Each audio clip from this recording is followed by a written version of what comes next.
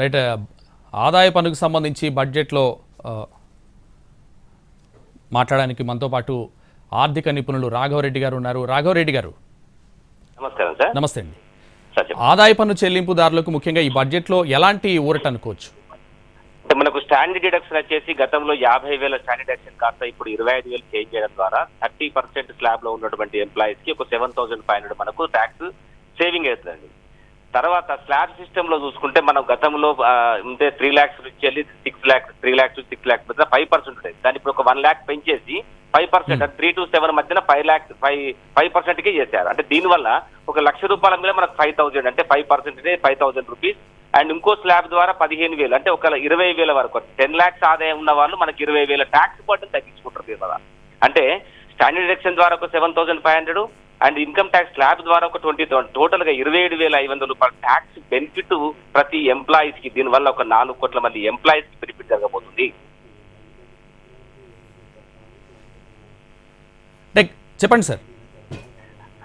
తర్వాత మనకు వచ్చేసి ఫ్యామిలీ పెన్షన్ వచ్చేసి మనకు గతంలో 15,000 పెన్షన్ ఉన్న ఫ్యామిలీ పెన్షన్ తీసుకు మనకి ఈసారి 25,000 గా పెంచారు. దాని ద్వారా కూడా చాలా మంది బెనిఫిట్ పొందబోతున్నారు. మేజర్ గా ఇన్కమ్ ట్యాక్స్ డిపార్ట్మెంట్ లో మన ఇన్కమ్ ట్యాక్స్ చట్టంలోకి వచ్చేసిన కొత్త పెద్ద మార్పు ఏంటి సార్ అంటే, గతంలో వచ్చేసి మనకు అసెస్మెంట్ ఇయర్స్ అంటే ఒక 3 years బ్యాక్ వెళ్ళి పోవాలి అంటే మనం ఒక 50 lakhs ఎబోవ్ ఇన్కమ్ దాటుతుంది తప్ప 10 years వరకు కూడా మనం ఇన్కమ్ ని ఎస్కేప్ అయినట్టుగా చూసి నోటీసులు చేసి 10 years బ్యాక్ వెళ్ళి కూడా అసెస్మెంట్ చేసేవాళ్ళు. సో దాన్ని ఈసారి ఆ ఇన్కమ్ ట్యాక్స్ డిపార్ట్మెంట్ హెరాస్మెంట్ తగ్గించడం కోసం ఇప్పుడు ప్రజెంట్ దాన్ని 5 years కి రిస్ట్రిక్ట్ చేశారు. అంటే 5 సంవత్సరాల వరకు మాత్రమే మనం బ్యాక్ వెళ్ళి మనం అసెస్మెంట్ చేయగలిగేటువంటి పవర్ ఇన్కమ్ ట్యాక్స్ డిపార్ట్మెంట్ ఉంటుంది తప్ప గతంలో ఇది ఈ లిమిట్ వచ్చేసి 10 years బ్యాక్ వెళ్ళేవాళ్ళు.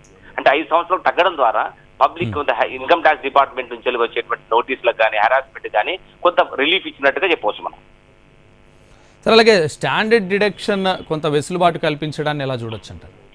స్టాండర్డ్ డిడక్షన్స్ ని వాస్తవంగా కొంత ఇప్పుడు మనకి ఏంటంటే 25,000 మాత్రమే కాకుండా ఇంక కొంచెం పెంచితే బాగుండేదేమో, మరీ 1,00,000 వరకైనా చేస్తే బాగుండేదేమో ఇప్పుడున్నటువంటి సిచ్యువేషన్ ఆధారంగా చెప్పవచ్చు మనం.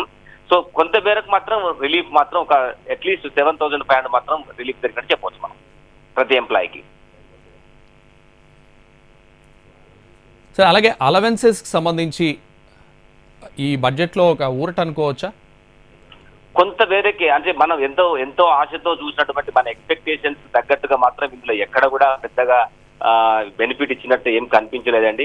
కొంత జిఎస్టీ పాయింట్ ఆఫ్ వ్యూ వస్తే కొన్ని వాటి మీద స్లాబ్ రేట్ తగ్గించడం తప్పించి ఎక్కడో ఒక 10-20 వేలు మాత్రమే బెనిఫిట్ కనిపిస్తుంది. ఓవరాల్ గా బడ్జెట్ కు మాత్రం ఇన్కమ్ ట్యాక్స్ కి సంబంధించి ఒక బిలో మిడిల్ క్లాస్ అంటే అబౌట్ 10 lakhs ఇన్కమ్ ఉన్నటువంటి వాళ్ళకి మాత్రం ఒక 20 నుంచి 30 వేల ట్యాక్స్ బెనిఫిట్ తప్ప అందులో పెద్ద ప్రత్యేకత అయితే ఏం లేదండి. సార్, అలాగే పాత పన్ను విధానం కొనసాగించే వారికి ఏమైనా వెసులుబాటు ఉందనుకోవచ్చా? పాత పన్ను విధానంలో మనకు డిడక్షన్స్ లో ఏం పెంచలేదు. సెక్షన్ 80C కూడా వాళ్ళకి ముట్టుకోలేదు.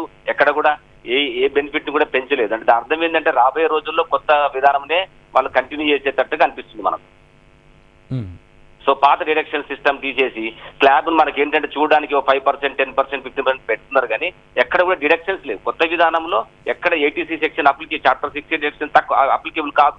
అంటే 80C డిడక్షన్స్ అప్లికేబుల్ కాదు. కానీ ఇక్కడ కొత్త విధానం పాత విధానంకి వచ్చేసరికి మన డిడక్షన్స్ అవైలబిలిటీ ఉంది. కానీ ఎక్కడ కూడా ఈ 80C సంబంధించి 80Dకి సంబంధించిన ఎక్కడ పెంపు మాత్రం ఎక్కడ జరగలేదు.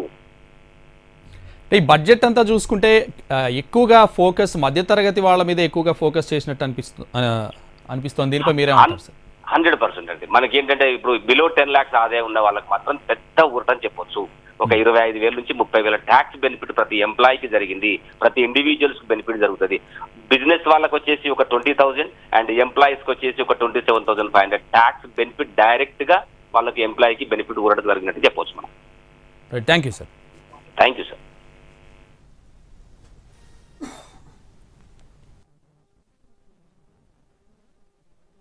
2024-25 కేంద్ర బడ్జెట్లో వ్యక్తిగత ఆదాయ పన్ను విషయంలో వేతన జీవులకు కొంత ఊరట లభించింది. ఆదాయ పన్ను స్లాబుల్లో స్వల్ప మార్పులు తీసుకొచ్చారు. కొన్ని ఆదాయ వర్గాలకు పన్ను భారం తగ్గిందని చెప్పుకోవచ్చు. ప్రస్తుతం ఉన్న 2 పన్ను విధానాలలో ఒకటైన పాత పన్ను విధానంలో ఎలాంటి మార్పులు చేయలేదు. కొత్త పన్ను విధానంలో మాత్రమే కొన్ని మార్పులు తీసుకొచ్చింది కేంద్ర ప్రభుత్వం. కొత్త పన్ను విధానంలో స్టాండర్డ్ డిడక్షన్ 50,000 నుంచి 75,000కు పెంచారు. కొత్త పన్ను విధానంలో ఎప్పట్లాగే 3 లక్షల వరకు పన్ను లేదు. 3 లక్షల నుంచి 7 లక్షల వరకు 5% పన్ను ఉంటుంది. 7 లక్షల నుంచి 10 లక్షల వరకు 10% పన్ను ఉంటుంది. 10 లక్షల నుంచి 12 లక్షల వరకు 15% పన్ను, అలాగే 12 లక్షల నుంచి 15 లక్షల వరకు 20% పన్ను, 15 లక్షల పైన ఆదాయానికి 30% పన్ను వర్తిస్తుంది.